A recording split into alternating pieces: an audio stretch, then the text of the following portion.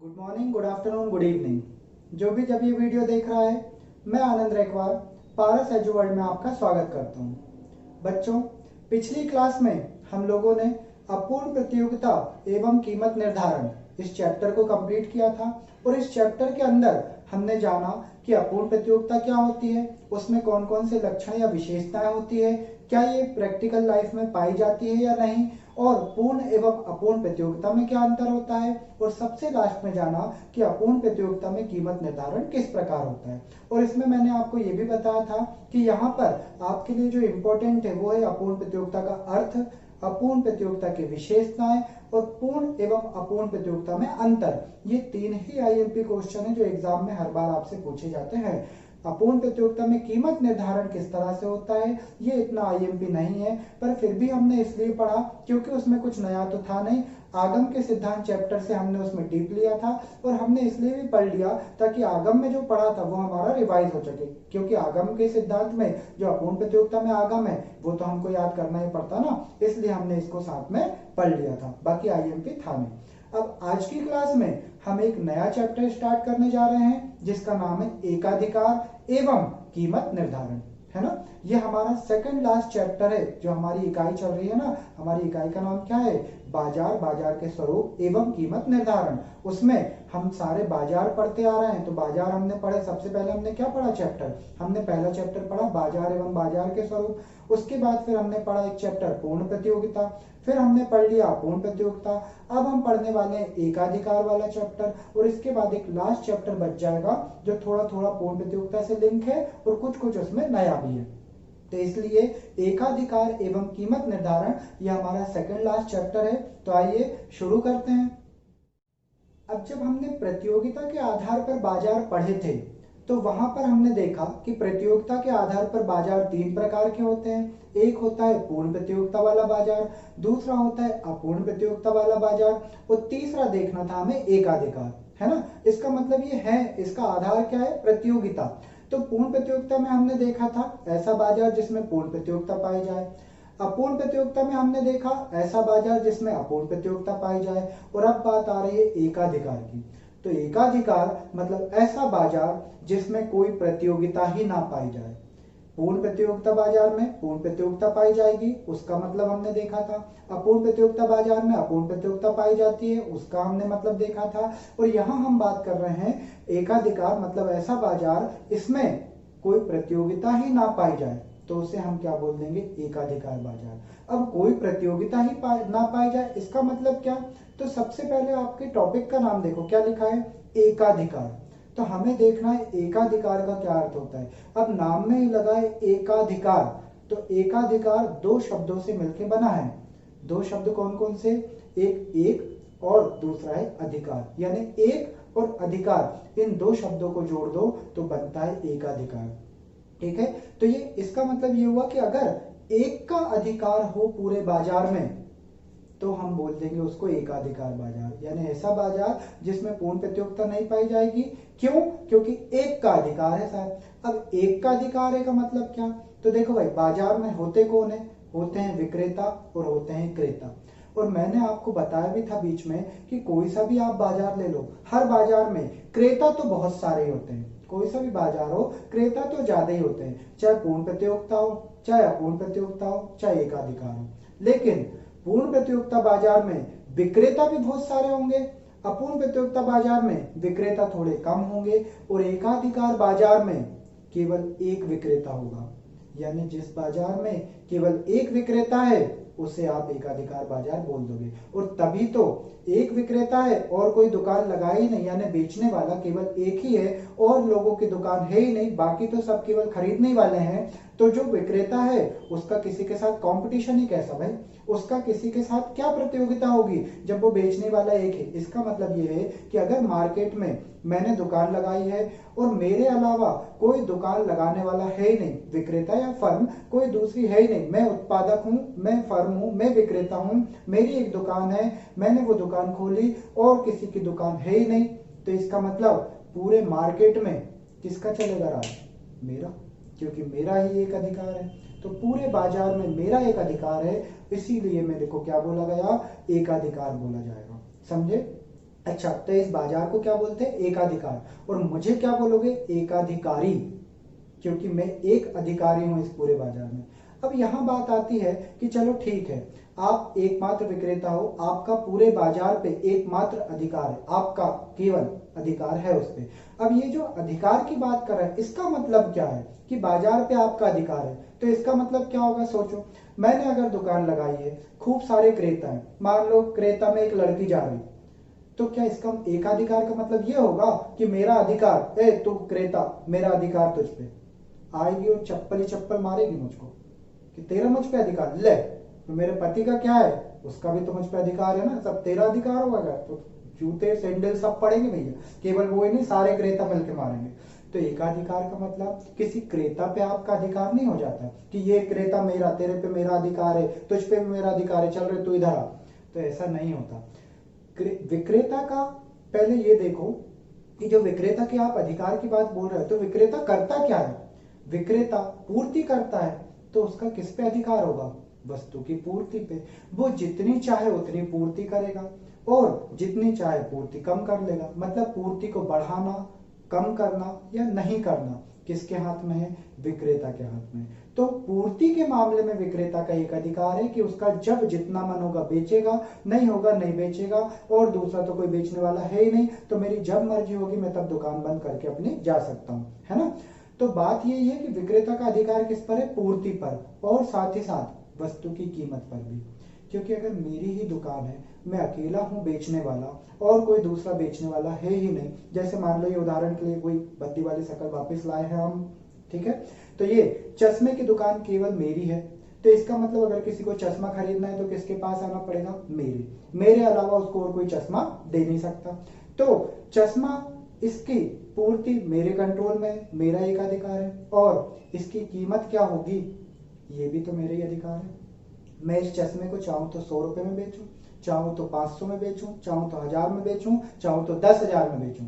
Sir 10,000 में लेना हो तो लो, नहीं तो मत लो, कहीं और से तो ले ही नहीं पाओगे क्योंकि इसकी दुकान है ही नहीं सिवाय मेरे। तभी तो एकाधिकार हुआ ना।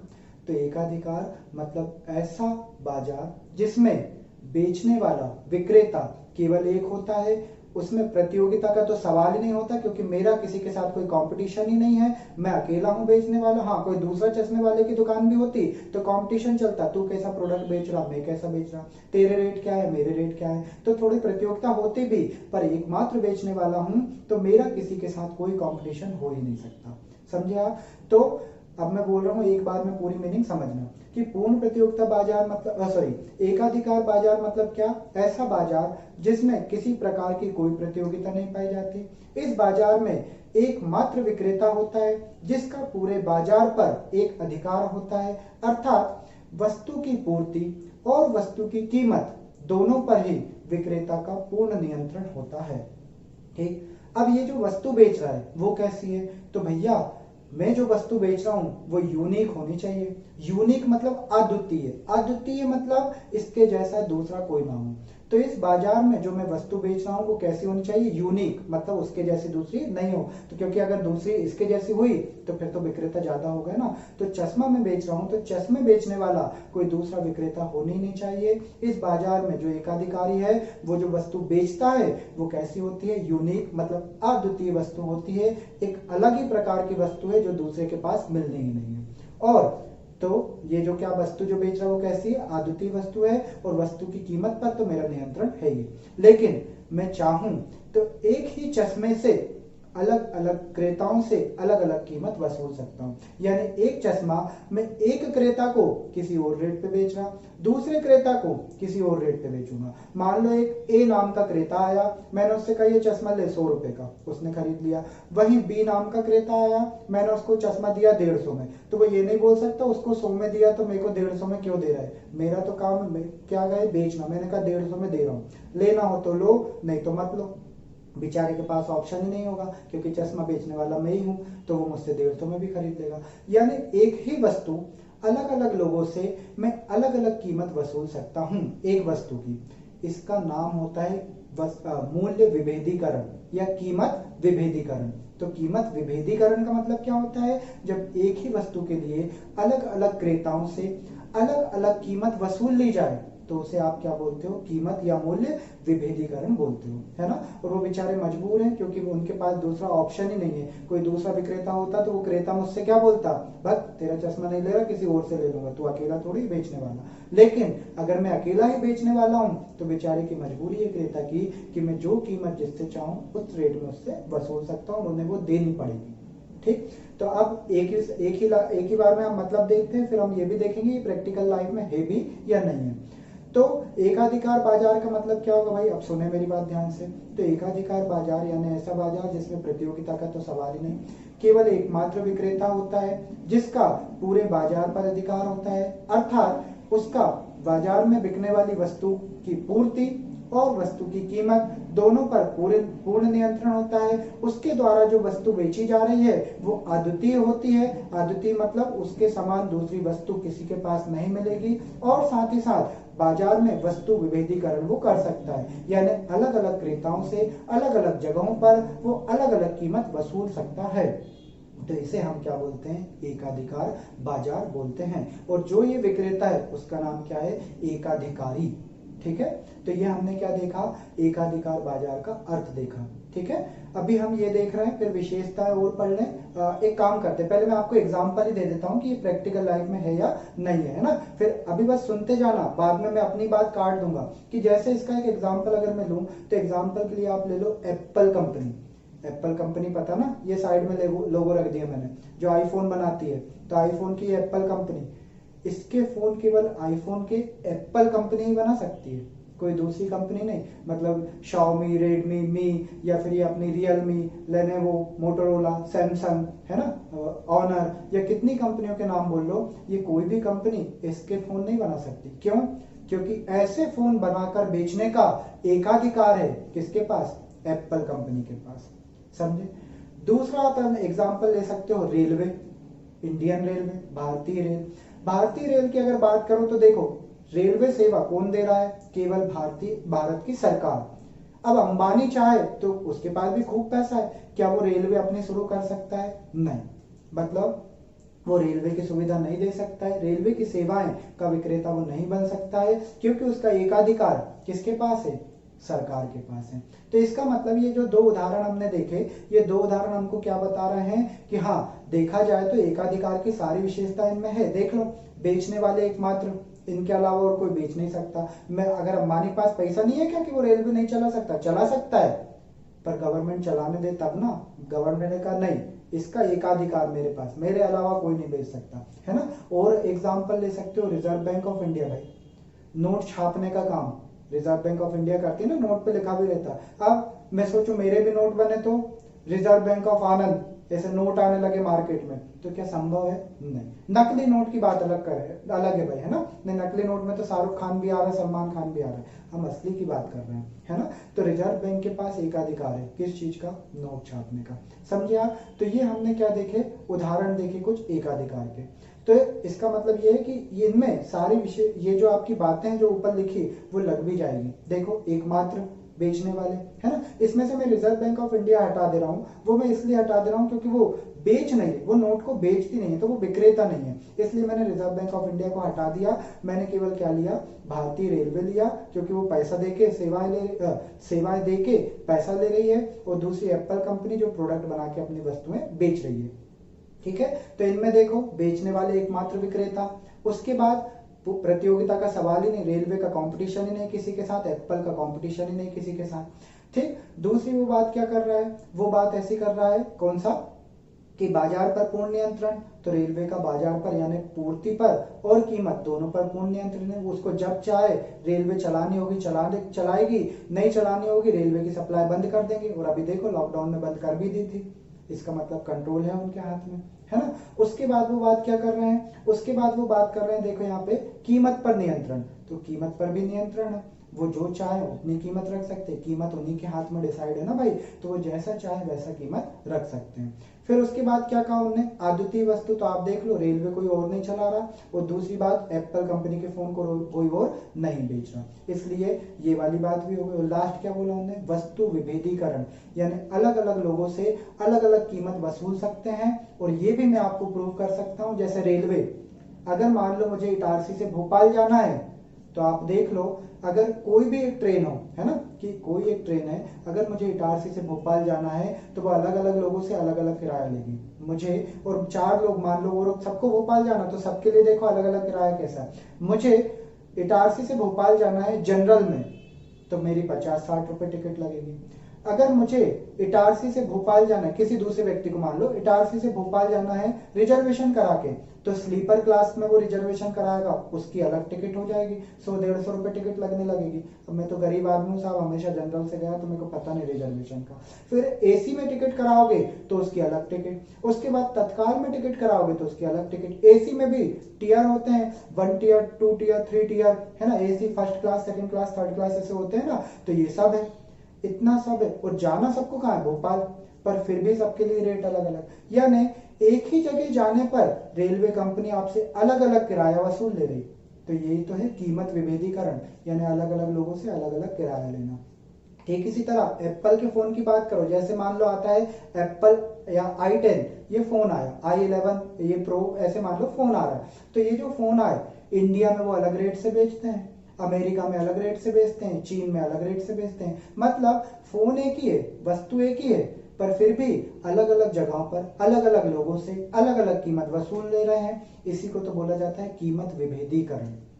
तो इसका मतलब एकाधिकार की बात करें तो हमने देखा कि हाँ, लग तो रहा है कि प्रैक्टिकल लाइफ में एकाधिकार है, क्योंकि सारी बातें तो इनने फॉलो कर दी। लेकिन मैं अभी आपको साबित करूंगा कि ये जो आप पढ़ रहे हो एकाधिकार बाजार, ये प्रैक्टिकल लाइफ में नहीं देखने को मिलता, प्रैक्टिकल लाइफ में पॉसिबल नहीं है। ये मैं आपको साबित करूंगा। सर साबित कैसे करोगे, आपने तो खुद ही एग्जांपल दे दिया प्रैक्टिकल लाइफ का, आईफोन और रेलवे प्रैक्टिकल लाइफ का एग्जांपल है और सारी बातें कवर हो रही, फिर भी आप इसको बोल रहे हो ये काल्पनिक है। तो मेरी बात सुन लो कि एकाधिकार बाजार एक काल्पनिक बाजार है। अब क्यों है ये साबित करना मेरी जिम्मेदारी, अभी विशेषताएं और पढ़ लें फिर मैं साबित भी करूंगा, पर अभी तक आपको मैंने प्रैक्टिकल एग्जांपल दिया तो आप मान सकते हैं नहीं साहब है, व्यवहार में तो पाया जाता है। चलो विशेषताओं पे आ जाते हैं, ये सब उड़ाओ, विशेषताओं की बात करते हैं। सबसे पहले विशेषताओं में हम क्या लिखेंगे, तो हम हेडिंग डाल रहे हैं एकाधिकार बाजार के लक्षण, विशेषताएं या शर्तें। सबसे पहली विशेषता, इस बाजार में किसी भी प्रकार की कोई प्रतियोगिता नहीं पाई जाती, ठीक है, पॉसिबल नहीं। दूसरा, इस बाजार में क्रेता तो बहुत होंगे लेकिन विक्रेता एकमात्र होगा, और एकमात्र विक्रेता है इसलिए उसका वस्तु की पूर्ति पर और वस्तु की कीमत दोनों पर पूर्ण नियंत्रण होता है। तीसरा, वो जो वस्तु बेच रहा है वो वस्तु एक अलग ही वस्तु है, अद्वितीय वस्तु है, यानी उसके जैसी दूसरी वस्तु नहीं है। मतलब इसका कि उसकी कोई स्थानापन्न वस्तु नहीं है ना। अब इस लाइन के क्या मायने हैं वो मैं अभी आपको थोड़ी देर में समझाऊंगा। तो मैंने जो पॉइंट लिखा है तीसरा, वो क्या, वो ये मैंने लिखा तीसरा चौथा जो भी पॉइंट आ रहा हो, वो पॉइंट मैंने ये लिखा है क्या कि यहाँ पर क्या है, वस्तु अद्वितीय है, और ब्रैकेट में क्या लिख रहा हूं, अर्थात उसकी कोई स्थानापन्न वस्तु नहीं है। हालांकि ये शब्द हम पढ़ चुके हैं पहले, पर फिर भी मैं अभी इस पॉइंट को होल्ड कर ले रहा हूं। अगला पॉइंट क्या है, कीमत विभेदीकरण। कीमत विभेदीकरण यानी अलग अलग जगहों पर अलग अलग लोगों से अलग अलग कीमत वसूलना, तो इसे हमने बोला कीमत विभेदीकरण पाया जाता है एकाधिकार में।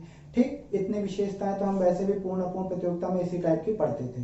बाजार के ज्ञान का सवाल ही मत करो साहब, क्योंकि क्रेता को भी पूरा नॉलेज होगा क्योंकि एक ही दुकान है, विक्रेता को भी सवाल ही नहीं दूसरी दुकानों का क्योंकि वो एकमात्र विक्रेता है। तो बाजार के ज्ञान की तो बात ही मत करो।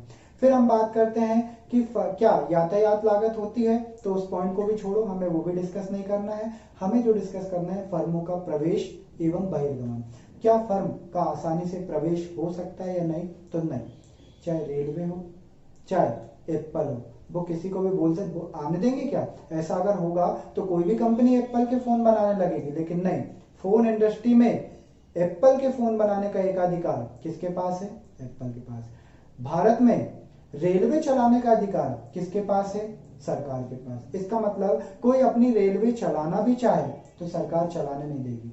कोई अपने आईफोन बनाना भी चाहे, मैं ही चाहूं मेरे पास खूब पैसा है, अरबों में है और मेरे को आईफोन बनाना है, तो भी नहीं बना सकता, क्योंकि बात पैसों की है ही नहीं। बात यह है कि आपको इंटर ही नहीं होने देंगे उस फोन को बनाने में। क्यों नहीं होने देंगे, क्योंकि एप्पल कंपनी ने लाइसेंस लेके रखा है, पेटेंट लेके रखा है कि मेरे अलावा कोई नहीं बना सकता। सरकार के पास भी पेटेंट है, मेरे अलावा कोई रेलवे नहीं चला सकता, और वैसे भी अधिकार तो सरकार से लोगे लाइसेंस तो सरकार से लोगे और सरकार कहेगी अच्छा मुझसे टक्कर, रेलवे तो भी चलाएगा, चल दफा हो जाए यहाँ से, है ना। तो इसका मतलब ये है कि इस बाजार में बाहर निकलना तो बाद की बात है, प्रवेश होना ही मुश्किल है, यानी प्रवेश पर पूर्ण प्रतिबंध है, कोई चाहे भी तो नहीं आ सकता। सर अपूर्ण प्रतियोगिता में भी तो ऐसे ही था, नहीं बेटा, अपूर्ण प्रतियोगिता में फर्मों का प्रवेश और बहिर्गमन कठिन था, मतलब चाहो तो आ सकते हो, थोड़ा तकलीफ होगी, थोड़ी आपको परेशानियां होगी, लेकिन एकाधिकार में तो अंदर आने ही नहीं देंगे, सवाल ही नहीं कि किसी को अंदर आने दे। एक फर्म जो बन गई वो ही रहेगी, दूसरा आ ही नहीं सकता, क्योंकि अगर एक से ज्यादा हो गए तो फिर एकाधिकार कहां से बचोगे। आई बात समझ में। इसलिए एकाधिकार में केवल एक ही फर्म रहती है, उसके बाद कोई भी फर्म अंदर नहीं आ सकती। हाँ, जाने की बात करें तो मैंने आपसे पहले बोला, जाने वालों को तो कोई रोक पाया ही नहीं है ना। जाना कोई चाहे अपनी मर्जी से तो जा सकती है। एप्पल कंपनी आज सोचे मेरे को फोन नहीं बनाना, बंद फोन आज से कर दे। रेलवे कंपनी ने सोचा कि हमको नहीं चलानी रेलवे, बंद, रेलवे बंदी, सब उखाड़ के फेंक दो, सब ट्रैक व्रैक, उनकी मर्जी, जाना तो पॉसिबल होता है। पर ये जो प्रतिबंध है ये कायम है प्रवेश में, पर हम लिखते हैं इसलिए पूरा लिख रहे हैं कि फर्मों के प्रवेश एवं बहिर्गमन पर पूर्णता प्रतिबंध, यानी बिना मतलब रिस्ट्रिक्शन है पूरा, जाए ना आना अलाउ है ना जाना अलाउ है, ऐसा हमने लिख दिया, समझ में। ठीक, अब मुझे आपको एक सवाल का जवाब देना है, वो ये, पहले तो नोट में भी लिखा है क्या कि एकाधिकार भी एक काल्पनिक बाजार है जो वास्तविक व्यवहारिक जीवन में देखने को नहीं मिलता, है ना। ये तो हमने देख लिया। अब सवाल ये है, मुझे साबित ये करना है कि प्रैक्टिकल एग्जाम्पल मैंने आपको रख दिए, पर फिर भी मैं बोल रहा हूं कि ये काल्पनिक है जो प्रैक्टिकल लाइफ में देखने को नहीं मिलेगा। क्यों? क्योंकि अब सुनो, हमने यहाँ पर जो एक पॉइंट लिखा है वो ये कि वस्तु अद्वितीय होना, अद्वितीय मतलब यूनिक होना, यानी उसके जैसी दूसरी वस्तु नहीं होना। ब्रैकेट में क्या लिखा, अर्थात उसकी कोई स्थानापन्न वस्तु ना होना। अब स्थानापन्न वस्तु क्या होती है, तो ये हम पढ़ के आए थे काय में, जब हम पढ़ रहे थे मांग चैप्टर, मांग में हमने पढ़ा था ना, तो मांग में वस्तु की स्थानापन्न और पूरक वस्तु हमने पढ़ी थी। तो स्थानापन्न वस्तु में हमने क्या पढ़ा था कि ऐसी वस्तु जो किसी दूसरी वस्तु के स्थान पर प्रयोग की जा सके उसे हम बोलते हैं स्थानापन्न वस्तु। जैसे एग्जाम्पल में भी हमने लिया था चाय एवं कॉफी, कि चाय और कॉफी दोनों एक दूसरे की स्थानापन्न वस्तु है। जैसे अगर चाय, मैं मान लो कॉफी को स्थानापन्न बोलूं तो चाय नहीं मिली तो मैं क्या पी सकता हूँ, कॉफी, कॉफी नहीं मिली तो मैं क्या पी लूंगा, चाय, मतलब दोनों स्थानापन्न वस्तु है, यानी चाय की भी एक स्थानापन्न वस्तु है कॉफी, कॉफी की भी एक स्थानापन्न वस्तु है चाय, जैसा हम बोल सकते हैं, समझे। ये हमने एक एग्जाम्पल देखा था चाय और कॉफी का कि एक नहीं मिली तो क्या उसी आवश्यकता को दूसरा पूरा कर सकते हैं, अगर कर सकते हैं तो हम बोलेंगे उसकी स्थानापन्न है, अगर उसकी आवश्यकता को पूरा नहीं कर सकते तो हम बोलेंगे नहीं है। जैसे चाय पीने की मेरी आवश्यकता है, मुझे चाय पीने से संतुष्टि प्राप्त होगी तो मैं कॉफी पी लूं यार, गर्माहट तो वही देगी ना, काम तो पूरा वही करेगी, भूख भी मारेगी, नींद भी नहीं आएगी, काम तो कॉफी भी पूरा वही करेगी। तो चाय का काम अगर कॉफी कर पा रही है तो हम बोल सकते हैं कि चाय की स्थानापन्न वस्तु है, और वो क्या है, कॉफी, ठीक है। तो वही स्थानापन्न वस्तु का मतलब हमें समझ आ गया, जो उसी आवश्यकता की पूर्ति कर दे तो हम बोलेंगे उसकी स्थानापन्न वस्तु है। अब इसने बोला है कि वस्तु आपकी अद्वितीय हो, समझ आ गया, लेकिन आपने क्या बोला, अर्थात उसकी कोई स्थानापन्न वस्तु नहीं हो, यानी उस वस्तु की आवश्यकता को कोई दूसरी वस्तु पूर्ति ना कर पाए। तो अब आप ही बताइए, आप जो बोल रहे हो एप्पल के आईफोन का काम क्या है, कॉल करना, मैसेज करना, इंटरनेट चलाना, यही करता है एप्पल का आईफोन। क्या ये सारी आवश्यकताओं की पूर्ति हम कहीं और से कर सकते हैं? हाँ, कोई दूसरा टच स्क्रीन मोबाइल ले लो, वो भी पूरे वही काम करेगा जो एप्पल कर रहा है। मतलब कि कॉल, मैसेज, इंटरनेट, गेम्स, सब कुछ तो हम किसी और मोबाइल पे भी खेल सकते हैं ना। हालांकि भाई एप्पल की सिक्योरिटी अलग है, वो ज्यादा फैसिलिटी कुछ अलग प्रोवाइड करता होगा, पर वो जितनी भी काम की चीजें प्रोवाइड कर रहा है वो तो सब आप दूसरे मोबाइल से भी प्राप्त कर सकते हो। तो इसका मतलब आईफोन का स्थानापन्न वस्तु है दूसरे मोबाइल। रेलवे कंपनी की बात कर लो, रेलवे कंपनी की बात करें तो रेलवे हमको, जाहिर सी बात है, हमको जो रेलवे की पटरी है, ट्रैक है, वो कहीं और नहीं मिलने, लेकिन रेलवे कंपनी काम क्या करती है, हमारी कौन सी आवश्यकता को संतुष्टि कर रही, वो कर रही है हमको एक स्थान से दूसरे स्थान पे पहुंचाने की आवश्यकता की संतुष्टि। तो क्या इस आवश्यकता को कोई दूसरी चीजें संतुष्ट कर सकती है? हाँ, बिल्कुल कर सकती है। जहां जहां रेलवे जा रही है आप किसी और से चले जाओ। जैसे मुझे भोपाल जाना था तो मैं कैसे चले जाऊं? मैं बस से चले जाऊं, मैं अपनी बाइक से चले जाऊं, मैं कोई वेन ले लूं, किसी भी चले। कोई दूर जगह जाना है, यहाँ से मान लो भोपाल से मुझे मुंबई जाना है तो इतनी दूर कैसे जाऊं? फिर तो प्लेन भी है, प्लेन से चले जाओ। बाइक से तो हर जगह जाना पॉसिबल नहीं है, तो अब सेवा की बात करें तो बस से चले जाओ, प्लेन से चले जाओ, है ना। कितने सारे हमारे पास दूसरे ऑप्शन है, कार से चले जाओ। इसका मतलब ये है कि रेलवे कंपनी भी जो सेवा दे रही है उसकी भी स्थानापन्न वस्तुएं है। वो क्या है? बस हुई, उसके बाद जीप हुई, वैन हुई, या फिर हम कह सकते हैं एरोप्लेन हुए। मतलब रेलवे की भी स्थानापन्न है। और अगर एप्पल कंपनी के जो आईफोन है, आईफोन के स्थानापन्न दूसरे फोन, ये जो हमारी रेलवे कंपनी है उसकी स्थानापन्न दूसरी बस सेवाएं या हमारी जहाज सेवाएं, है ना, हवाई जहाज सेवाएं, ये सब है। तो फिर आप इनको एकाधिकार कैसे बोल सकते हो? क्योंकि एकाधिकार की विशेषताएं क्या बोल रही है? वो तो ये बोल रही है साहब इसमें अद्वितीय वस्तु हो, यानी इसकी कोई स्थानापन्न भी ना हो। और रेलवे और आईफोन के हमें स्थानापन्न मिल गए, इसलिए मैं रेलवे और आईफोन इन दोनों को ही इनको एकाधिकार नहीं बोल सकता। क्यों? क्योंकि एकाधिकार में केवल ऐसा नहीं है कि आप बेचने वाले एक ही हो, स्थानापन्न भी नहीं होनी चाहिए। आप ऐसी वस्तु बेच ही नहीं रहे हो कि कोई दूसरी संतुष्ट ना कर पाए उसकी आवश्यकता। रेलवे का जो काम है वो भी दूसरे लोग कर सकते हैं, मतलब कि बस और प्लेन, ये भी हमें वही सेवाएं दे रहे हैं जो रेलवे दे रही है। आईफोन भी हमें वही सेवाएं दे रहा है जो दूसरी कंपनियां दे रही है। और अगर दूसरी कंपनियां हैं, मतलब दूसरे विक्रेता हैं और एक से ज्यादा विक्रेता हैं, तो आप एकाधिकार हो ही नहीं। समझ गए आप इस चीज को? इसलिए मैंने आपसे कहा था कि ये जो मैंने एग्जांपल दे भी दिया अभी, कौन से, कि ये जो आपको एप्पल कंपनी का दिया या जो मैंने रेलवे का बताया आपको, ये दोनों में सभी विशेषताएं आ गई लगभग, लेकिन एक विशेषता की वजह से पिट गए। वो क्या थी? वो ये थी कि इनकी अद्वितीय वस्तु नहीं है, क्योंकि इनकी स्थानापन्न वस्तुएं मौजूद है मार्केट में। तो आप एकमात्र बेचने वाले नहीं हो, आपकी वस्तु की जगह हम कोई दूसरी वस्तु इस्तेमाल कर लेंगे। आप रेलवे की टिकट बहुत महंगी करोगे, नहीं जाएंगे रेलवे से, बस से जाएंगे। कितने लोग तो अभी देखा ना, प्रवासी मजदूर बस से एक स्टेट से दूसरे स्टेट चले गए, तो रेलवे तो बंद थी फिर भी चले गए। क्यों?